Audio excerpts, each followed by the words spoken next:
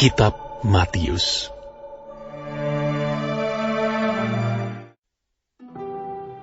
Lalu Yesus berbicara pula dalam perumpamaan kepada mereka.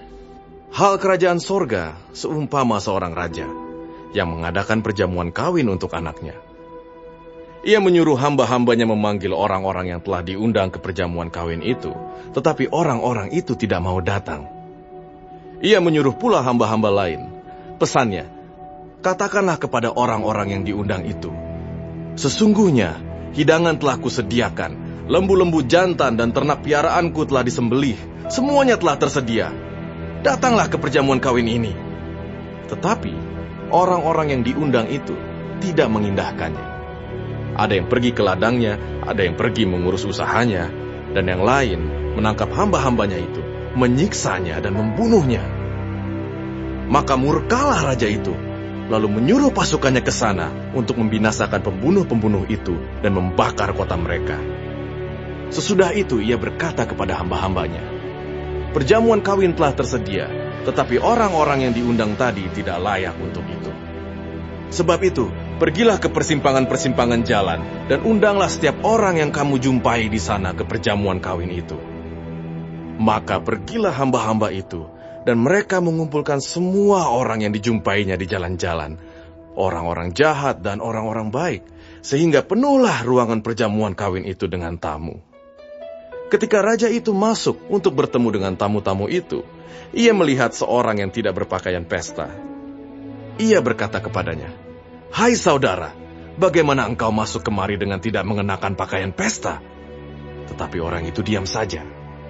Lalu kata raja itu kepada hamba-hambanya, "Ikatlah kaki dan tangannya, dan campakkanlah orang itu ke dalam kegelapan yang paling gelap. Di sanalah akan terdapat ratap dan kertak gigi. Sebab banyak yang dipanggil, tetapi sedikit yang dipilih." Kemudian pergilah orang-orang Farisi.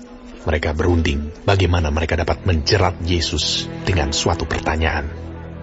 Mereka menyuruh murid-murid mereka bersama-sama orang-orang Herodian bertanya kepadanya, "Guru, kami tahu engkau adalah seorang yang jujur, dan dengan jujur mengajar jalan Allah.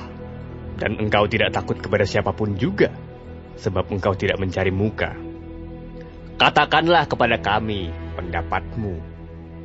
Apakah diperbolehkan membayar pajak kepada Kaisar, atau tidak?" Tetapi Yesus mengetahui kejahatan hati mereka itu, lalu berkata, "Mengapa kamu mencobai aku, hai orang-orang munafik?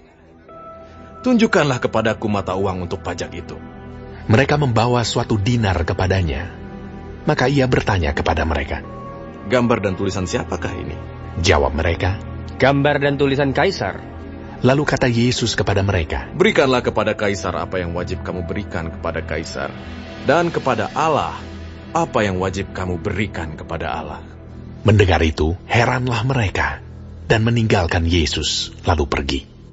Pada hari itu, datanglah kepada Yesus beberapa orang Saduki yang berpendapat bahwa tidak ada kebangkitan.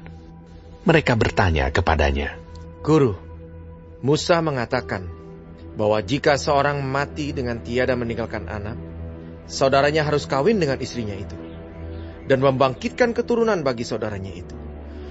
Tetapi di antara kami, ada 7 orang bersaudara. Yang pertama kawin, tetapi kemudian mati. Dan karena ia tidak mempunyai keturunan, ia meninggalkan istrinya itu bagi saudaranya. Demikian juga yang kedua, dan yang ketiga, sampai dengan yang ketujuh.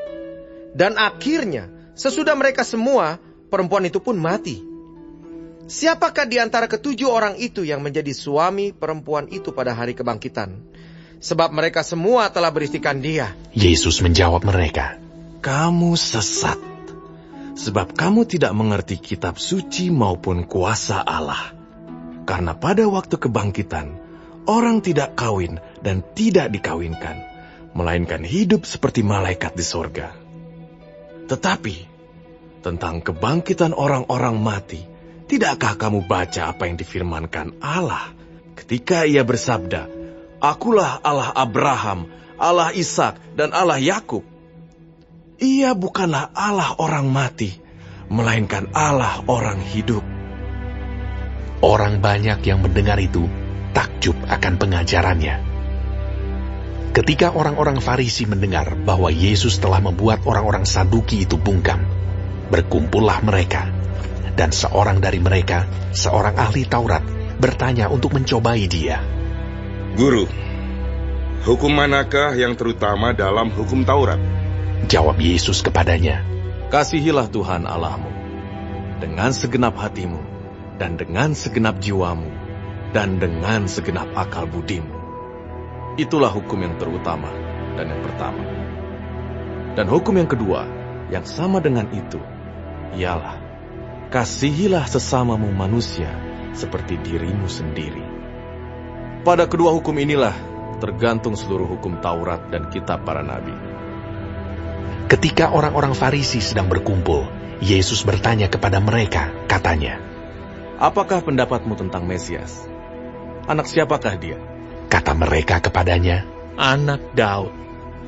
katanya kepada mereka, Jika demikian, bagaimanakah Daud oleh pimpinan roh dapat menyebut dia tuannya? Ketika ia berkata, Tuhan telah berfirman kepada tuanku, duduklah di sebelah kananku, sampai musuh-musuhmu kutaruh di bawah kakimu. Jadi, jika Daud menyebut dia tuannya, bagaimana mungkin ia anaknya pula? tidak ada seorang pun yang dapat menjawabnya. Dan sejak hari itu, tidak ada seorang pun juga yang berani menanyakan sesuatu kepadanya.